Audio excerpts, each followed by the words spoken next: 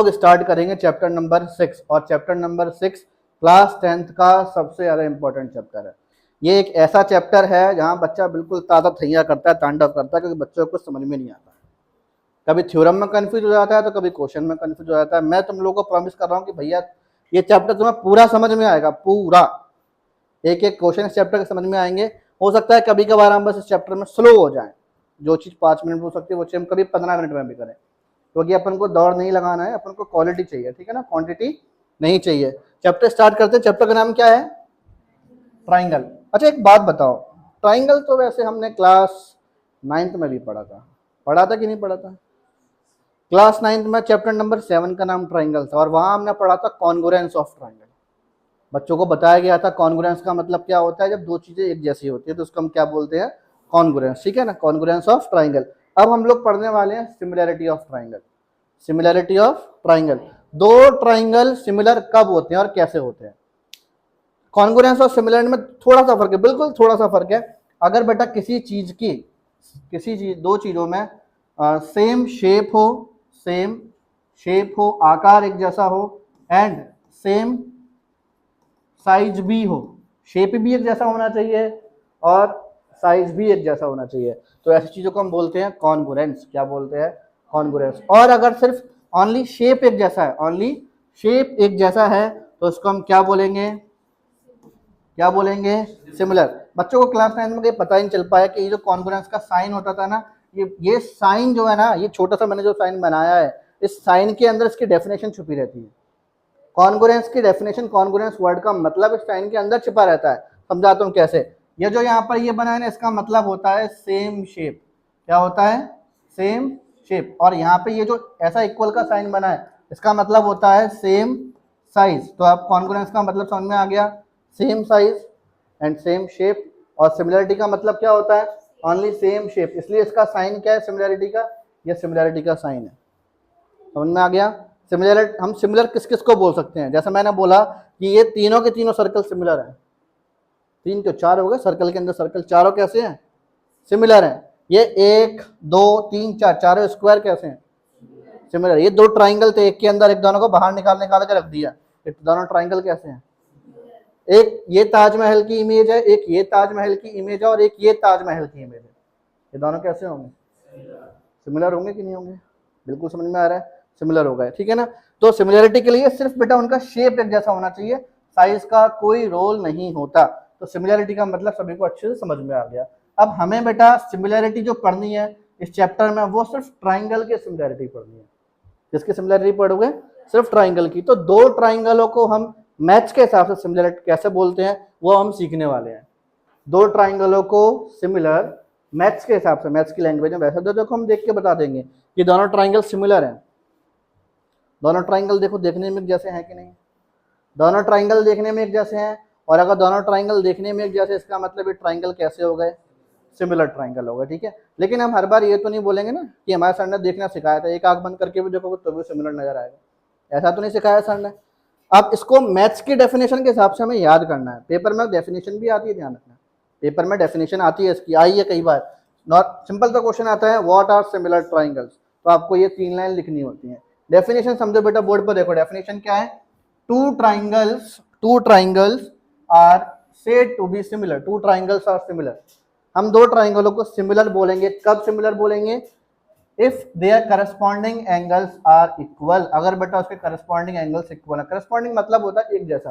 समझाता हूं कैसे एक जैसा। जैसे मैंने बोला मेरे पास बेटा ये वाला ट्राइंगल है, इस ट्राइंगल को उठा के मैं यहाँ ले गया, अंदर ले गया, इसके करस्पॉन्डिंग समझा रहा हूँ करस्पॉन्डिंग क्या होता है। तो यहाँ टॉप पे जो एंगल है ना, इसका करस्पॉन्डिंग ये वाला टॉप होगा।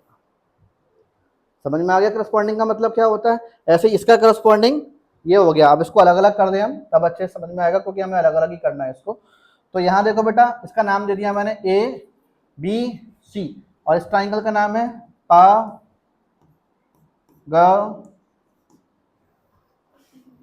दूसरे ट्राइंगल का नाम क्या है? पागल।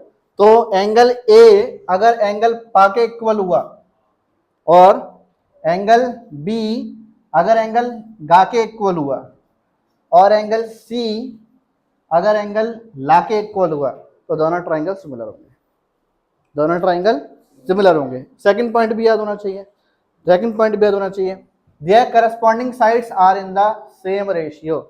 इनकी जो करस्पॉन्डिंग साइड्स होती हैं उनका रेशियो भी हमेशा सेम आता है। जैसे कि A B upon A B, A B एक साइड हो गई, वहां दूसरी साइड का नाम क्या है, पा और गा, is equal to B C upon गा और ला, और ए सी अपॉन पा और ला। अगर दोनों ट्राइंगल सिमिलर हैं तो इनके करस्पॉन्डिंग साइड्स का रेशियो भी सेम होगा।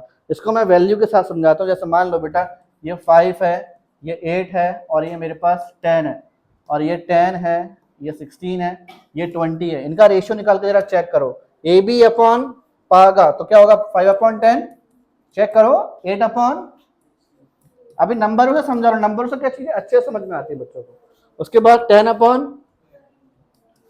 चेक करो बेटा इनका रेशियो सेम आ रहा है क्या, चेक करो रेशियो सेम आ रहा है ना, 1/2 1/2 1/2 आ गया। इसका मतलब दोनों ट्राइंगल सिमिलर हो गए।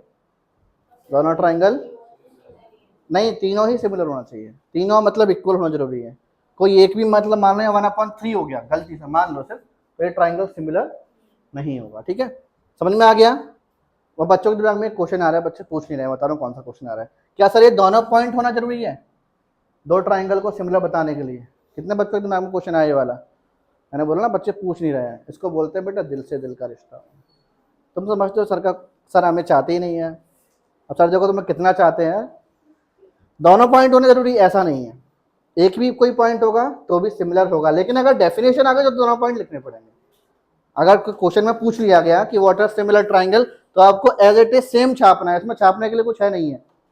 जो तुमने सीख लिया है वो तुम्हें अंग्रेजी में लिखना है बस। इसमें दो ट्राइंगल सिमिलर प्रूफ करने के लिए आप दोनों में से कोई भी एक पॉइंट दिखा दोगे तो आपका ट्राइंगल सिमिलर हो जाया करेगा। कोई बात तो नहीं है, कोई दिक्कत तो नहीं इसमें। आगे बढ़ जाए, हम चैप्टर की तरफ आगे बढ़े, पूछना हो तो पूछ लेना। एक्सरसाइज 6.1, एक्सरसाइज के नाम पर कलंक। चेक करो, अभी देखो हाल चुटकियों में खत्म होने वाली है। इसमें देखो थोड़ा सोचना बेटा, अंधाधुन फायरिंग मत करना, पता पड़े सर क्वेश्चन नहीं बोल पाओ उससे पहले आंसर बोल दो। सोच समझ के आंसर बोलना है। ऑल सर्कल्स आर डैश, बताओ बेटा सारे के सारे सर्कल कॉन्ग्रुएंट होते हैं कि सिमिलर होते हैं? सिमिलर होते हैं, सारे सर्कल सिमिलर होते हैं, इसका आंसर सिमिलर हो जाएगा। All squares are, very good. All dash, हाँ रुको, अच्छा बेटा तो नाम लेके पूछने वाला हूँ। चलो डिपार्टमेंट, पुरुषों का डिपार्टमेंट और महिलाओं का डिपार्टमेंट, देखना किस डिपार्टमेंट का नंबर आता है। All dash triangles are similar, isosceles triangle या फिर इक्विलेटरल ट्राइंगल? Equilateral triangle. बेटा पुरानी बुक होने का खूब फायदा उठा रहे हो तुम। तुम्हें क्या लग रहा है सर को पता नहीं? मैं बोलता रहा हूँ मुझे सब पता हुआ, तुम कर क्या रहे हो? पुरानी बुक का फायदा उठा रहे हो। इसका आंसर होगा इक्विलेटरल ट्राइंगल। क्या होगा? इक्विलेटरल। ये तुम लोगों ने अभी थोड़ी देर पहले याद किया है। टू पॉलीगॉन्स, पॉलीगॉन्स मतलब कोई भी फिगर की बात हुई। आप यहाँ स्क्वायर भी आ सकता है पेपर में, रोम्बस भी आ सकता है, कुछ भी आ सकता है।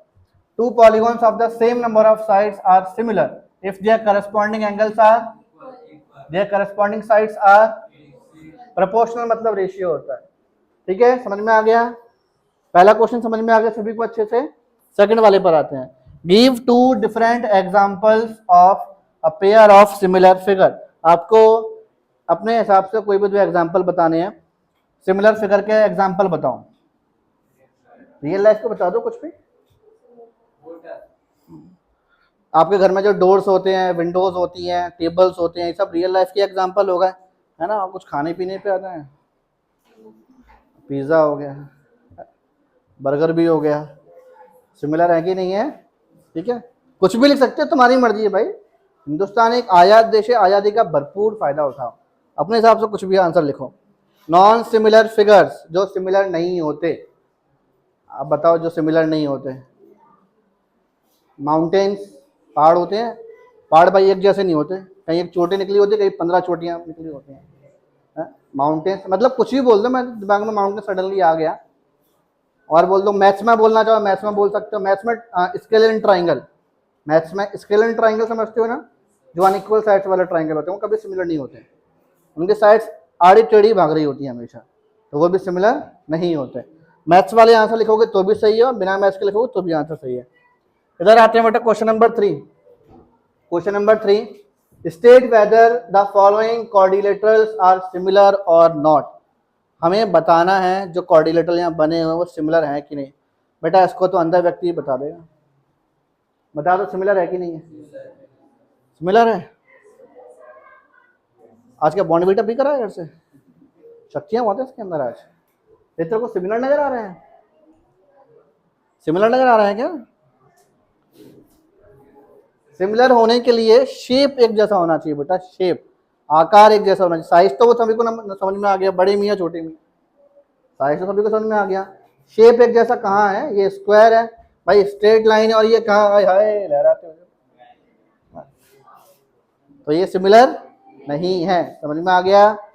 समझ में आ गया? रेशियो को मत देखो बेटा, रेशियो देखोगे तो करस्पॉन्डिंग एंगल्स कहाँ सेम हो रहे हैं इसके। वो मैंने जो तुम्हें बात बताई वो मैंने सिर्फ ट्राइंगल में बताई है, वो सिर्फ ट्राइंगल के लिए थी, ठीक है, इसके लिए नहीं है। अच्छा क्या? नहीं नहीं, इसके लिए सिचुएशन है ही नहीं है, इसके लिए तो शेप एक जैसा होना चाहिए बस, ठीक है।